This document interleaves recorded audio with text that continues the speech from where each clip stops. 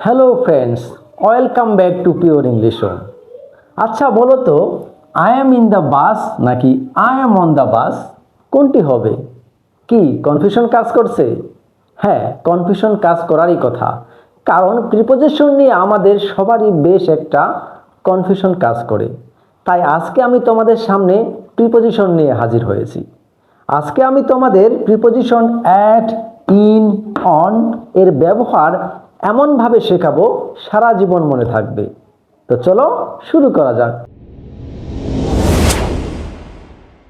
Preposition কি? Pre অর্থ হলো আগে, আর পজিশন অর্থ হলো অবস্থান। তাহলে প্রিপোজিশন কথাটির পুরো অর্থ দাঁড়াচ্ছে আগে, অবস্থান। প্রিপোজিশন সবসময় নাউন বা প্রোনাউনের আগে বসে এবং দুটি শব্দের মাঝখানে বসে একটি সম্পর্ক তৈরি করে, এগুলোই হচ্ছে প্রিপোজিশন। যেমন the book is on the table, বইটি টেবিলের উপরে আছে। আবার the book is under the table, বইটি টেবিলের নিচে আছে।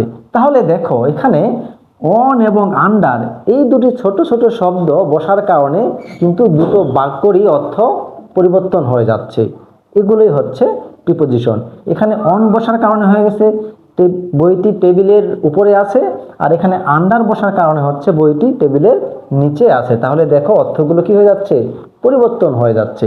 এগুলি হচ্ছে প্রিপোজিশন। এবং যেগুলো কি করেছে, এখানে অন, টেবিল এবং ইজ এই দুটি শব্দের মাঝখানে বসে একটা সম্পর্ক তৈরি করেছে। আবার আন্ডার, ইজ এবং টেবিল এই দুটি শব্দের মাঝখানে বসে কি করেছে, একটা সম্পর্ক তৈরি করেছে। এগুলোই হচ্ছে প্রিপোজিশন। ওকে, তো আমরা প্রিপোজিশন কি জিনিস মোটামুটি সংক্ষেপে জানলাম। এখন আমরা প্রিপোজিশন অ্যাট, ইন, অন এর একটা একটা করে ব্যবহার দেখব। তো প্রথমে শুরু করি আমরা অ্যাট এর ব্যবহার দিয়ে। ইংরেজি গ্রামারে অ্যাড একটি গুরুত্বপূর্ণ প্রিপোজিশন। অ্যাড মূলত নির্দিষ্ট স্থান বা নির্দিষ্ট সময়কে বোঝাতে অ্যাড ব্যবহার করা হয়। যদিও অ্যাটের অনেক ব্যবহার রয়েছে, কিন্তু আমাদের কাছে নির্দিষ্ট স্থান বা নির্দিষ্ট সময়ের ক্ষেত্রে অ্যাটের ব্যবহার খুব পরিচিত। যেমন নির্দিষ্ট স্থান, নির্দিষ্ট স্থানের ক্ষেত্রে অ্যাড ব্যবহৃত হয়। নির্দিষ্ট স্থান বলতে সুনির্দিষ্ট স্থানকে বোঝানো হচ্ছে, অর্থাৎ যেটাকে আমরা একজ্যাক্ট লোকেশন বলে থাকি। যেমন আই লিভ অ্যাট উত্তরা, এখানে উত্তরা দ্বারা একজ্যাক্ট লোকেশন বা নির্দিষ্ট স্থানকে বোঝানো হচ্ছে। যদি প্রশ্ন করা হয় তুমি ঢাকার কোথায় থাকো, উত্তর আসতেছে উত্তরা, একজ্যাক্ট লোকেশন। তাই এখানে অ্যাট বসেছে। ওকে, আবার আই লিভ অ্যাট ঢাকা, এটা কিন্তু হবে না, কারণ ঢাকাকে কিন্তু নির্দিষ্ট স্থান বোঝাচ্ছে না। ঢাকা একটা বড় শহর এবং ঢাকার অনেকগুলো পার্ট আছে, যেমন উত্তরা, গুলশান, বনানী, গুলিস্তান, মতিঝিল, এইগুলো নিয়ে হচ্ছে কি ঢাকা শহর গঠিত, এবং ঢাকার একটা বড় আয়তন আছে। তাই ঢাকা হচ্ছে কি নির্দিষ্ট স্থান না, তাই এখানে অ্যাট হবে না। ওকে, যেমন আবার দেখো I am at road number 12, অর্থাৎ আমি 12 নাম্বার রোডে আছি। I am A road number 12, অর্থাৎ আমি 12 নাম্বার রোডে আছি। তাহলে এখানে দেখো এই যে 12 নাম্বার রোড, এটা কিন্তু নির্দিষ্ট বা একজ্যাক্ট লোকেশন বোঝাচ্ছে। কি বোঝাচ্ছে? Exact location. এই জায়গায় এই জন্য অ্যাড হয়েছে। এবার আসি নির্দিষ্ট সময়। নির্দিষ্ট সময়ের ক্ষেত্রে অ্যাড হয়। যেমন I go to school at 8 AM, অর্থাৎ আমি সকাল 8টায় কি যাই, স্কুলে যাই। তাহলে এখানে 8 AM হচ্ছে একটা নির্দিষ্ট সময়। এখানে হতে পারতো 9 AM, 10 PM, 11 PM, ঠিক আছে, হোয়াট এভার ইট ইজ।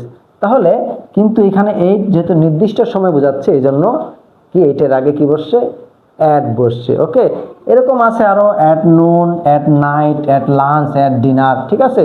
এই যে এগুলো হচ্ছে প্রত্যেকটাই কি নির্দিষ্ট সময়। এই নির্দিষ্ট সময়ের ক্ষেত্রে আমরা কি ব্যবহার করব, অ্যাট প্রিপোজিশন ব্যবহার করব। এরপর দক্ষতা বোঝাতে অ্যাটের ব্যবহার করা হয়। যেমন he is good at English, সে ইংলিশে ভালো। এখানে আবার হতে পারে he is good at Bangla, he is good at acting. Okay, এরপর দিকে বোঝাতে অ্যাটের ব্যবহার করা হয়। যেমন লুক অ্যাট মি, আমার দিকে তাকাও, হি লাভড অ্যাট মি। তাহলে মোটামুটি এই যে আমরা অ্যাটের ব্যবহার আজকে শিখলাম। এখন আমরা শিখব হচ্ছে ইনের ব্যবহার। ইন মূলত কোনো বড় পরিসর, সময় কিংবা কোনো কিছুর ভেতরে বোঝাতে ব্যবহার করা হয়। যেমন স্থানের ক্ষেত্রে বড় জায়গা, বড় শহর, সেটা হতে পারে দেশ, সেটা হতে পারে মহাদেশ, কিংবা কোনো সীমানার ভেতরে বোঝাতে ইন ব্যবহার করা হয়। যেমন বড় জায়গা, বড় জায়গার ক্ষেত্রে হি লিভস ইন ঢাকা, সে ঢাকায় বাস করে। তাহলে এখানে ঢাকা হচ্ছে একটা কি বড় জায়গা বা বড় শহর, এই জন্য এখানে ইন ব্যবহার হয়েছে। এটা হতে পারে he lives in Rajshahi, he lives in Rangpur, he lives in Khulna, সেটা হতে পারে he lives in new York, he lives in Delhi. অর্থাৎ বড় জায়গা বোঝালে সেখানে কি হবে, ইন ব্যবহার হবে। ওকে, এরপর দেশের ক্ষেত্রে ইন ব্যবহার করা হয়। যেমন দে লিভ ইন আমেরিকা, সে আমেরিকায় থাকে, তাহলে এখানে ইন ব্যবহার হয়েছে, কারণ আমেরিকা একটি দেশ। যে কোনো দেশের ক্ষেত্রে ইন ব্যবহার হবে। এরপর আবদ্ধ জায়গা বলতে মানে কোনো কিছুর ভেতরে বোঝানো হচ্ছে, মানে বদ্ধ জায়গা কোনো কিছুর ভেতরে। যেমন in the car, in the room, রুমের মধ্যে, তাহলে ভেতরে বোঝানো হচ্ছে। ইন দা কার, কারের মধ্যে বা গাড়ির মধ্যে, ভেতরে বোঝানো হচ্ছে। ইন দা বক্স, তাহলে কি বক্সের মধ্যে, তাহলে ভেতরে বোঝানো হচ্ছে। অর্থাৎ যে কোনো আবদ্ধ জায়গা বা ভেতরে বোঝানো হলে সেক্ষেত্রে আমরা কি ব্যবহার করব, প্রিপোজিশন ইন ব্যবহার করব।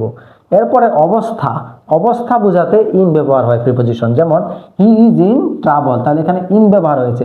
হি ইজ ইন ট্রাবল, সে বিপদে আছে, তাহলে এখানে সে কি অবস্থায় আছে বোঝানো হচ্ছে। সে কি অবস্থায় আছে, বিপদ অবস্থায় আছে, তাহলে এখানে অবস্থা বোঝানো হচ্ছে, এই জন্য প্রিপোজিশন ইন ব্যবহার হয়েছে।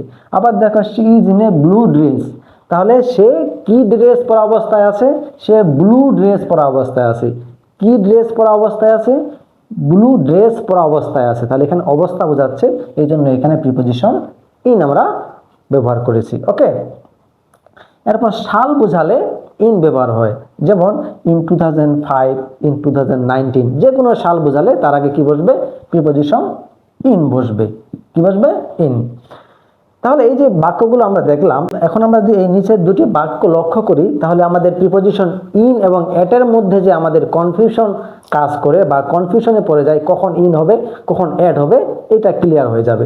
যেমন দেখো, I live at Mirpur in Dhaka, আমি ঢাকার মিরপুরে থাকি। কোথায়, ঢাকার মিরপুরে থাকি। তাহলে এখানে ইন ব্যবহার হয়েছে, কারণ ঢাকা হচ্ছে একটি বড় শহর, এই জন্য আমরা ইন ব্যবহার করেছি। আর এখানে অ্যাট ব্যবহার হয়েছে, কারণ মিরপুর, কোথায় থাকি, ঢাকার মিরপুরে, তাহলে মিরপুর দ্বারা নির্দিষ্ট স্থান বা একজ্যাক্ট লোকেশন বোঝাচ্ছে, এই জন্য মিরপুরের আগে অ্যাট ব্যবহার হয়েছে। ক্লিয়ার? এরপরে সেন্টেন্সটি, I am at office sitting in my cabin, তাহলে এখানে আই এম এট অফিস, তাহলে অফিস দ্বারা এখানে একজ্যাক্ট লোকেশন বা নির্দিষ্ট জায়গা বোঝাচ্ছে, নির্দিষ্ট স্থান বোঝাচ্ছে। আমি অফিসে আছি, নির্দিষ্ট স্থান, নির্দিষ্ট লোকেশন, এই জন্য এই জায়গায় অ্যাড হয়েছে। আর সিটিং ইন মাই রুম, এখানে সিটিং ইন মাই ক্যাবিন, এখানে ইন হয়েছে, কারণ আমি ক্যাবিনের মধ্যে আছি, এখানে ভেতরে বোঝানো হচ্ছে, আবদ্ধ জায়গা। অর্থাৎ কিসের মধ্যে আছি, ক্যাবিনের মধ্যে আছি। আমি অফিসে আছি, বাট অফিসের কোথায় আছি, ক্যাবিনের মধ্যে আছি, এখানে ভেতরে বা মধ্যে বোঝানো হচ্ছে, এই জন্য ইন ব্যবহার হয়েছে। তাহলে অ্যাট এবং ইনের যে কনফিউশন, আশা করি তোমরা বুঝতে পারছো। এখন আমরা আলোচনা করব অনের ব্যবহার নিয়ে। অন একটি খুবই কমন প্রিপোজিশন। অন মূলত কোনো কিছুর উপরে স্পর্শ করে বা লেগে থাকা, দিন তারিখ অথবা কোনো কিছুর উপরে বোঝাতে অন ব্যবহার হয়। যেমন কোনো কিছুর উপরে কোনো কিছু লেগে আছে বা স্পর্শ করে আছে বোঝাতে অন ব্যবহার করা হয়। যেমন এই যে মার্কারটি আমার হাতের তালুর উপরে কি আছে, লেগে আছে। লক্ষ্য করো এই মার্কারটি কিভাবে আছে, আমার হাতের তালুর উপরে আছে, বাট স্পর্শ করে আছে, হাতের তালুকে স্পর্শ করে বা লেগে আছে, তাহলে এটাতে হবে অন। তাহলে হবে কি, the marker is on my palm. কি হবে, the marker is on my palm, কারণ এটা আমার হাতের তালুর সাথে কি আছে, তালুর উপরে লেগে বা স্পর্শ করে আছে। তাহলে দেখো, the book is on the table, there is a clock on the wall. তাহলে দেখো বইটি, এখানে বই এবং ক্লক, বইটি টেবিলের উপরে কিভাবে আছে, লেগে আছে, টেবিলের সাথে কি স্পর্শ করে বা লেগে আছে, এই জন্য এখানে কি আছে, অন হয়েছে। আবার দেখো ক্লক, এই যে ক্লক বা ঘড়িটি ওয়ালের সাথে কি আছে, স্পর্শ করে বা লেগে আছে। কিভাবে আছে, স্পর্শ করে বা এভাবে লেগে আছে, ওয়ালের সাথে আছে, এই জন্য কি হয়েছে, দা ওয়াল, অন হয়েছে, অন দা ওয়াল, এর জন্য প্রিপোজিশনের জায়গায় কি হয়েছে, অন হয়েছে। তাহলে কোনো কিছুর উপরে লেগে বা স্পর্শ করে থাকলে কি হবে, অন হবে। এরপর যানবাহনের ক্ষেত্রে প্রিপোজিশন অন বসে, কিন্তু আবার সব যানবাহনের ক্ষেত্রে প্রিপোজিশন অন বসে না। যেমন I am on the bus, I am on the plane, কিন্তু I am in the car, এখানে আবার অন হয়নি। এখানে আবার ইন বসেছে, তাহলে প্রশ্ন আসতে পারে কারো তো একটা যানবাহন বা ভেহিকল, তাহলে এখানে অন হলো না কেন? সহজ নিয়ম, যে যানবাহনগুলোতে আমরা সোজা হয়ে দাঁড়াতে পারি, যে যানবাহনগুলোতে আমরা সোজা হয়ে দাঁড়াতে পারি এবং দাঁড়ালে আমাদের ছাদের সাথে মাথা লেগে যায় না, সেইগুলোর ক্ষেত্রে অন হবে, সেই যানবাহনগুলোতে কি হবে? অন হবে। আর যে যানবাহনগুলোতে দাঁড়াতে গেলে আমাদের মাথা লেগে যায়, অর্থাৎ আমরা দাঁড়াতে পাই না, দাঁড়াতে গেলে ছাদের সাথে মাথা লেগে যায়, সোজা হয়ে দাঁড়াতে পাই না, সেই যানবাহনগুলোতে কি হবে? ইন হবে। যেমন কারের মধ্যে কি আমরা দাঁড়াতে পারি? সেখানে আমাদের বসে থাকতে হয়। এভাবে যদি আমরা দাঁড়াই, দাঁড়াতে গেলে কি হয়ে যাবে? ছাদের সাথে তার মাথা লেগে যায়, অর্থাৎ আমরা সোজা হয়ে দাঁড়াতে পারি না, এই জন্য ইন। আবার বাস, প্লেন এগুলোতে আমরা খুব সহজেই সোজা হয়ে দাঁড়াতে পারি, দাঁড়ালে এগুলোর সাথে আমাদের কি মাথা ছাদের সাথে লেগে যায় না, এই জন্য এখানে অন হয়েছে। তাহলে বুঝতে পারলাম কখন অন হবে, কোন যানবাহনগুলোতে অন হবে আর কোন যানবাহনগুলোতে ইন হবে। ক্লিয়ার? এরপরে আসি দিন, তারিখ, মাস। দিন, তারিখ, মাসের বেলায় কি হয়? অন হয়। যেমন he will come on Monday, তাহলে মানডে হচ্ছে সে সোমবারে আসবে, তাহলে এখানে মানডে হচ্ছে একটা ডে বা দিন, এই জন্য এখানে কি হয়েছে? অন বসেছে। বুঝতে পারছো? তারপর হার বার্থডে ইজ অন অক্টোবর, তাহলে দেখো এখানে অক্টোবর হচ্ছে মাস, এই জন্য মাসের আগে কি বসছে? অন বসছে। এরপর কোনো বিষয়ের উপরে বোঝাতে অন বসে, যেমন we had a discussion on this matter, আমরা এই বিষয়ের উপর আলোচনা করেছিলাম, তাহলে এখানে উপরে বোঝাচ্ছে কোনো বিষয়, দিস ম্যাটার, একটা হচ্ছে বিষয়, এই বিষয়ের উপর আমরা কি করেছিলাম? আলোচনা করেছিলাম, এই জন্য এখানে কি হয়েছে? অন বসেছে। এরপর যন্ত্র বা ডিভাইস, সেটা হতে পারে রেডিও, টিভি, মোবাইল ইত্যাদি, এই যন্ত্র বা ডিভাইস বোঝালে অন ব্যবহার হয়। যেমন I am on the phone right নাও, মানে আমি ফোনে কথা বলতেছি বোঝাচ্ছে। I am on the phone right নাও বলতে বোঝানো হচ্ছে আমি ফোনের মধ্যে কোনো কিছুতে বিজি আছে, হয়তো বা সেটা কথা বলতে পারি বা ফোনে কাজ করতেছি, এই জন্য কি হয়েছে? অন হয়েছে। I am on the phone right now. Okay.